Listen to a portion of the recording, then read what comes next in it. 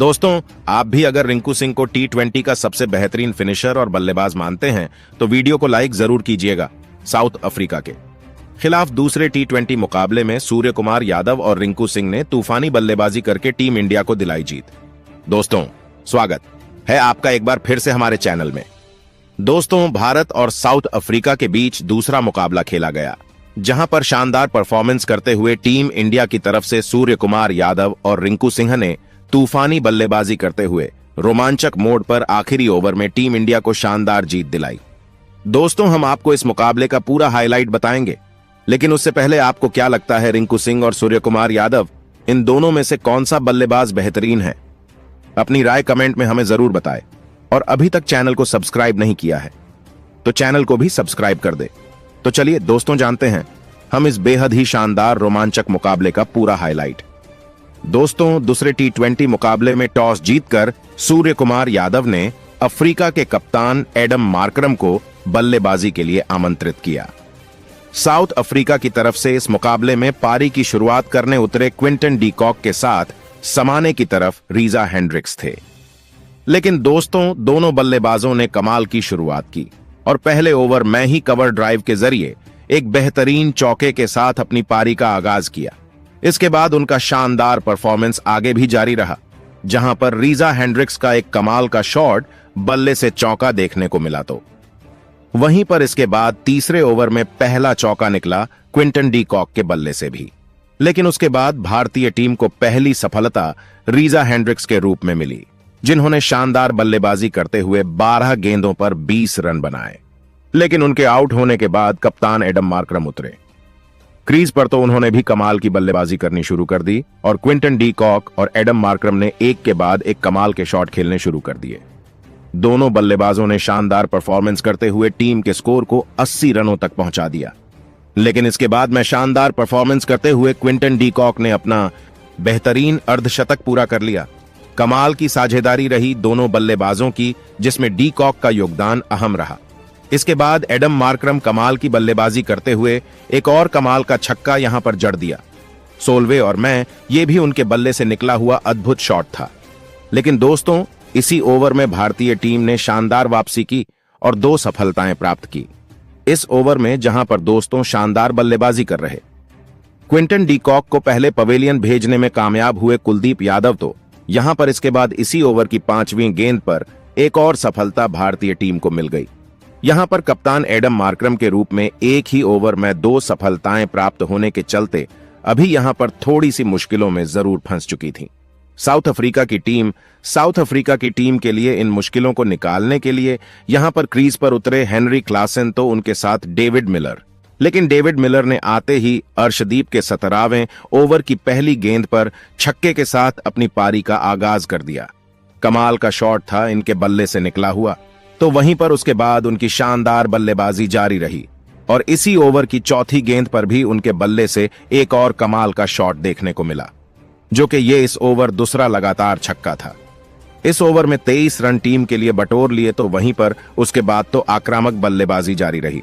दोनों बल्लेबाजों की ओर एक के बाद एक कई शानदार शॉट देखने को मिले और इन दोनों बल्लेबाजों के बीच हुई तूफानी पारी ने भारतीय टीम के सामने विशाल स्कोर खड़ा करने में कामयाबी हासिल की। साउथ अफ्रीका की टीम ने दोस्तों आखिरी 4 ओवर में इन दोनों बल्लेबाजों ने शानदार परफॉर्मेंस करते हुए 77 रन जोड़ लिए थे। इस दौरान शानदार बल्लेबाजी करते हुए मात्र 24 गेंदों पर अपना अर्धशतक पूरा कर लिया डेविड मिलर ने। वहीं पर दोस्तों साउथ अफ्रीका की टीम ने भारतीय टीम के सामने 217 रनों का विशाल लक्ष्य रखा। तूफानी बल्लेबाजी रही आखिरी ओवरों में, जिसके चलते भारतीय गेंदबाज आखिरी ओवरों में कुछ भी खास नहीं कर पाए और इस बड़े लक्ष्य का पीछा टीम इंडिया को करना पड़ा। लेकिन दोस्तों, भारतीय टीम की तरफ से इस बड़े लक्ष्य का पीछा करने उतरे जायसवाल और उनके साथ हैं ऋतुराज गायकवाड़। पहले ओवर में यशस्वी जायसवाल के बल्ले से एक कमाल का छक्का देखने को मिला और इस कमाल के छक्के साथ ही उन्होंने शानदार तरीके से पारी का आगाज किया।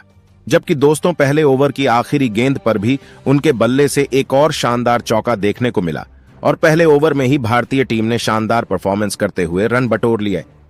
तो वहीं पर ऋतुराज ने दूसरे ओवर की पहली गेंद पर अपने बल्ले से एक बेहतरीन चौके के साथ अपनी पारी का शानदार आगाज किया। यहां पर शानदार परफॉर्मेंस करते हुए ऋतुराज गायकवाड़ ने तो वहीं पर इसी ओवर की 5वीं गेंद पर एक कमाल का स्लॉग स्वीप खेला और एक और कमाल का छक्का जड़ दिया। शानदार बल्लेबाजी करते हुए दोनों बल्लेबाजों ने तूफानी बल्लेबाजी करनी शुरू कर दी और एक के बाद एक कई शानदार शॉट इन दोनों बल्लेबाजों के बल्ले से देखने को मिले, जिसके चलते भारतीय टीम का स्कोर तेजी से आगे बढ़ा और भारतीय टीम ने शानदार परफॉर्मेंस करते हुए पावर प्ले में ही 60 रन बटोर लिए, यानी कि बड़े लक्ष्य की शुरुआत काफी शानदार तरीके से हो गई। इसके बाद यशस्वी जायसवाल ने 7वें ओवर में भी कमाल की बल्लेबाजी करते हुए 2 छक्के जड़े, जबकि दोस्तों 9वें ओवर में शानदार परफॉर्मेंस करते हुए अपना बेहतरीन अर्धशतक पूरा कर लिया। शानदार बल्लेबाजी करते हुए मात्र 22 गेंदों पर ही इन्होंने अपना अर्धशतक जड़ दिया, लेकिन उसके बाद दूसरे छोर से कमाल की बल्लेबाजी करते हुए ऋतुराज गायकवाड़ ने भी एक पुल शॉट खेलते हुए गेंद को 6 रनों के लिए स्टैंड में डिपॉजिट किया, जबकि 10वें ओवर की चौथी गेंद पर सामने की तरफ एक और कमाल का छक्का इनके बल्ला से देखने को मिला। जबकि ओवर की आखिरी गेंद पर ही शांत रहने वाले थे, उन्होंने एक और बड़ा शॉट खेला और इस बार भी गेंद को रनों के लिए स्टैंडिंग डिपॉजिट कर दिया। जबकि दोस्तों वे ओवर की दूसरी गेंद पर उनके बल्ले से निकले हुए एक और शानदार चौके के चलते उन्होंने भी अपना शानदार अर्धशतक पूरा कर लिया।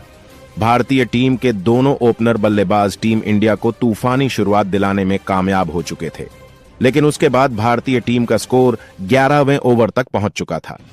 शानदार बल्लेबाजी करते हुए 10 रनों तक, लेकिन उसके बाद टर्निंग पॉइंट रहा जहां पर शुरुआती तीसरी गेंद पर भारतीय टीम को पहला झटका यशस्वी जायसवाल के रूप में लगा, जो कि शानदार बल्लेबाजी कर रहे थे, लेकिन एडम मार्करम ने उनको पवेलियन भेजा। आखिरी गेंद पर बड़ा शॉट खेलना चाहते थे ऋतुराज गायकवाड़, लेकिन वो भी आउट होकर पवेलियन लौट गए।